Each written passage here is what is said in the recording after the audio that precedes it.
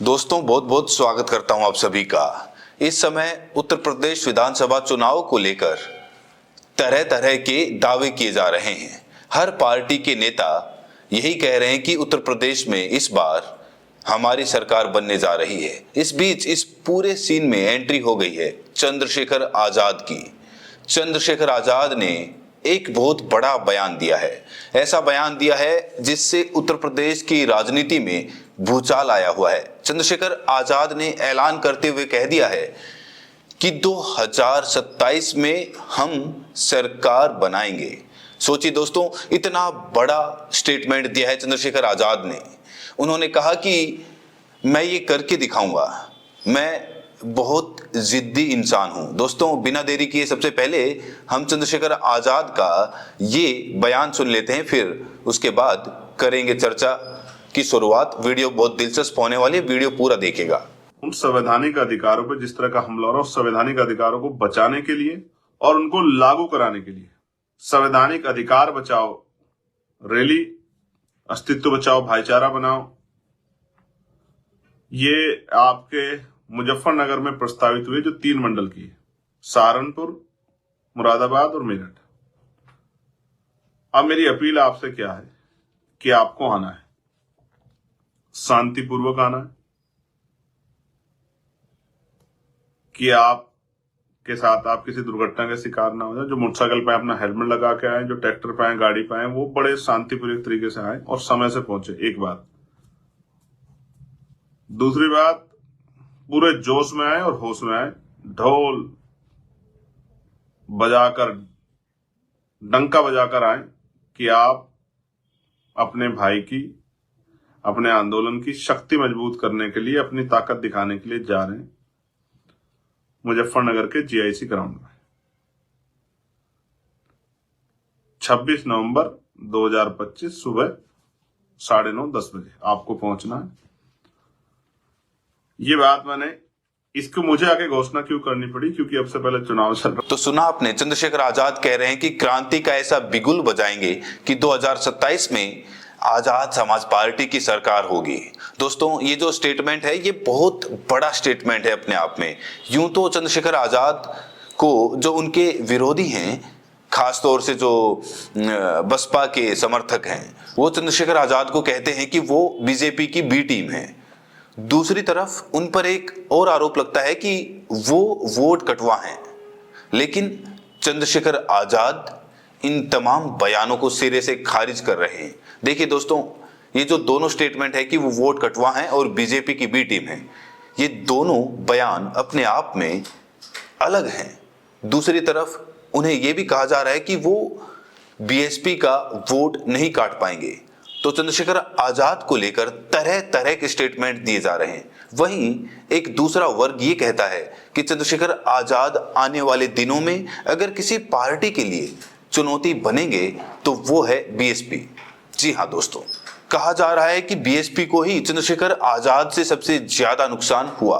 वहीं चंद्रशेखर आजाद को लोग इसलिए भी विलेन बताते हैं कि चंद्रशेखर आजाद ने बीएसपी को कॉपी करना शुरू कर दिया है। वहीं चंद्रशेखर आजाद की आलोचना, बुराई इसीलिए भी होती है क्योंकि वो बार बार खुद को कांसी राम का उत्तराधिकारी घोषित करने लगते हैं, बाबा साहेब की बात करते हैं, और जो बात बहुजन समाज पार्टी करती है उसी लाइन लेंथ पर चलने की कोशिशें चंद्रशेखर आजाद हमेशा करते रहे हैं।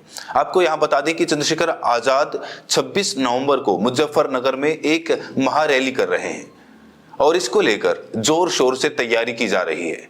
और उस रैली में कहा जा रहा है कि लाखों की भीड़ भी आ सकती है। जैसे बसपा की जब रैली हुई थी तो दीवारों पर पेंट किया गया था, रैली को लेकर स्लोगन्स लिखे गए थे। इस बार चंद्रशेखर आजाद की रैली को लेकर भी दीवारों को नीले रंग से पेंट किया जा रहा है। तो चंद्रशेखर आजाद पूरे तरीके से खुद को कांसी राम जी का पथ प्रवर्तक बताने में लगे हुए हैं। चंद्रशेखर आजाद ये भी कहते हैं कि लोग मेरा मजाक उड़ाएंगे, मुझे विरोधी बोलेंगे, बीजेपी की बी टीम बोलेंगे। ये लोग कहते थे कि मैं पार्षद भी नहीं बन पाऊंगा, प्रधानी का चुनाव भी नहीं जीत पाऊंगा, लेकिन मैंने सांसदी का चुनाव जीता और अब मिशन 2027 है। सबसे बड़ा सवाल ये कि चंद्रशेखर आजाद आखिर कैसे 27 में सरकार बना लेंगे। दोस्तों, किसी पार्टी के लिए उत्तर प्रदेश में सरकार बनाना तभी मुमकिन होगा जब वो गठबंधन करेगी, लेकिन सिर्फ गठबंधन से काम नहीं चलेगा। सही से गठबंधन, खास तौर से दलित मुस्लिम समीकरण को साधते हुए गठबंधन किया जाए तो बिना गठबंधन के दोस्तों कोई पार्टी कामयाब नहीं हो पाएगी। और जो बीजेपी है ना, बिहार में देखा आपने, बीजेपी ने खुद 5 पार्टियों से गठबंधन किया हुआ था। उत्तर प्रदेश में भी 5-6 पार्टियों के साथ बीजेपी का गठबंधन है। वहीं दोस्तों, रामगढ़ सीट पर एक चौंकाने वाली बात देखने को मिली है।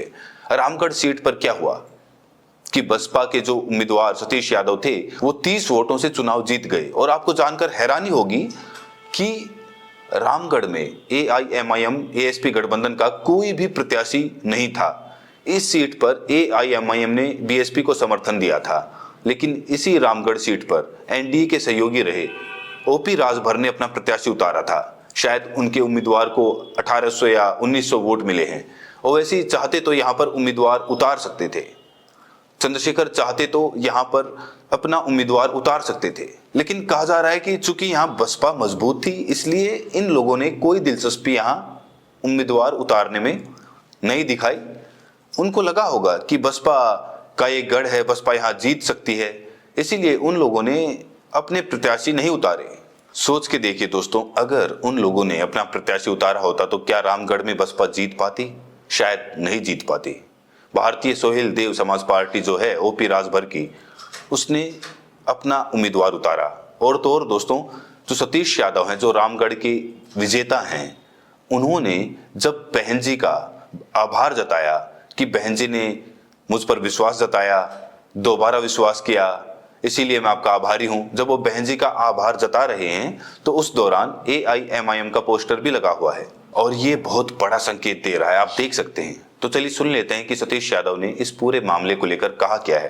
सबसे पहले मैं रामगढ़ विधानसभा की तमाम देवतुल्य जनता को दिल से धन्यवाद देता हूं कि पहली बार रामगढ़ से जनता जो है सदन में जाएगी। और साथ ही मैं बहुजन समाज पार्टी की हम लोग की जो नेता है राष्ट्रीय अध्यक्ष बहन कुमारी मायावती जी को दिल से धन्यवाद देता हूँ। उन्होंने मुझ पर भरोसा जताया। और साथ ही हम लोग के जो प्रभारी है माननीय रामजी गौतम साहब को धन्यवाद देता हूँ। और मैं अपने बड़े भैया और हम लोग के बिहार के जो केंद्रीय प्रभारी हैं माननीय अनिल चौधरी भैया का मैं बहुत बहुत दिल से धन्यवाद देता हूँ, जिन्होंने हर वक्त मेरा मार्गदर्शन किया, हमको दिशा निर्देश दिया।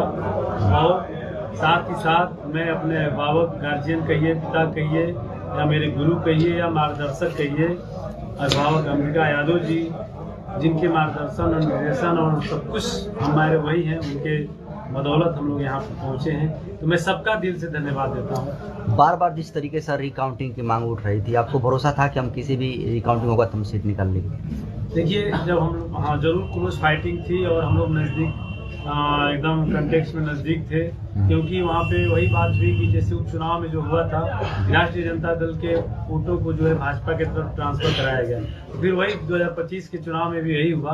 राजद के उम्मीदवार का टोटल जो उनका अपना वोट है तो भारतीय जनता पार्टी के उम्मीदवार पर ट्रांसफर हुआ, जिसके चलते फाइट एकदम क्लोज हो गई।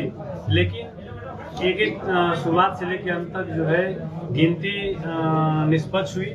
तो हम लोग एकदम तटस्थ रहे कि नहीं, जो है सामने होगा, दोबारा गिनती नहीं होगी। दोबारा गिनती नहीं हुई और हम जो है। तो दोस्तों, सतीश यादव के बैकग्राउंड में जो AIMIM का पोस्टर लगा हुआ है वो बहुत कुछ कहानी बयां कर रहा है। ये पोस्टर चीख चीख के कह रहा है कि आने वाले दिनों में बसपा और AIMIM का भी गठबंधन हो सकता है। हालांकि आपको बता दें कि बिहार में AIMIM ने बहुत कोशिश की थी बसपा के साथ आने के लिए, लेकिन मायावती जी ने रुचि नहीं दिखाई। चंद्रशेखर आजाद ने गठबंधन किया और वो बिहार चुनाव के नतीजों से संतुष्ट है। हालांकि बिहार में ASP ने कोई भी सीट नहीं जीती है और जीतती भी नहीं। नई पार्टी है, नई कोशिश कर रही है, लेकिन दोस्तों बिहार के नतीजों से ASP के जो अध्यक्ष चंद्रशेखर आजाद हैं वो बिल्कुल भी निराश नहीं है। वो साफ तौर से कह रहे हैं कि हम संघर्ष करेंगे और 27 की सरकार बनाएंगे। लेकिन फिर वही बात, अकेले क्या सरकार बना पाएंगे? दोस्तों, ये बहुत बड़ा सवाल है। वहीं उत्तर प्रदेश की राजनीति में एक और नया समीकरण उभर रहा है। कहा जा रहा है कि AIMIM बसपा और जो तमाम बहुजन पार्टियां हैं और कांग्रेस पार्टी इस बार साथ आ जाएं तो फिर बीजेपी का डब्बा उत्तर प्रदेश में गोल हो जाएगा। बड़ा सवाल यह है क्या समाजवादी पार्टी अब कांग्रेस पार्टी के साथ गठबंधन नहीं करेगी? और दोस्तों सोच के देखिए, समाजवादी पार्टी के साथ अगर कांग्रेस नहीं है तो क्या समीकरण होगा? क्या कांग्रेस बिना समाजवादी पार्टी के गठबंधन के उत्तर प्रदेश में कुछ कर पाएगी? और मायावती जी जो बार बार कहती है कि मैं बिना गठबंधन के चुनाव लड़ूंगी या हम जब गठबंधन करते हैं तो लॉस हो जाता है, दोस्तों इसमें कितनी सच्चाई है? क्योंकि 2019 के नतीजे तो साफ तौर से कह रहे हैं कि बसपा को ज्यादा फायदा हुआ था। 10 सीटें बसपा ने जीती थी। हालांकि मायावती जी बार बार कहती हैं कि 27 में हम अकेले चुनाव लड़ेंगे। अभी दोस्तों कोई भी गठबंधन की बात 27 को लेकर नहीं हो रही है। इस बीच चंद्रशेखर आजाद का ये बयान आ गया और ओवैसी को लेकर भी बहुत ज्यादा चर्चा है। अब बड़ा सवाल ये है कि एएसपी और एआईएमआईएम का गठबंधन तो बिहार में था, क्या वो उत्तर प्रदेश में भी कंटिन्यू रहेगा या फिर ओवैसी अपने सहयोगी बदलेंगे? क्या ओवैसी बसपा के साथ आएंगे? और क्या एएसपी और बसपा भी कभी साथ साथ आ सकती हैं? दोस्तों इसको लेकर आप लोग क्या सोचते हैं? प्रतिक्रिया जरूर दें और साथ में ये भी बताएं कि आप ये वीडियो दुनिया के किस कोने से देख रहे हैं। बहुत बहुत शुक्रिया।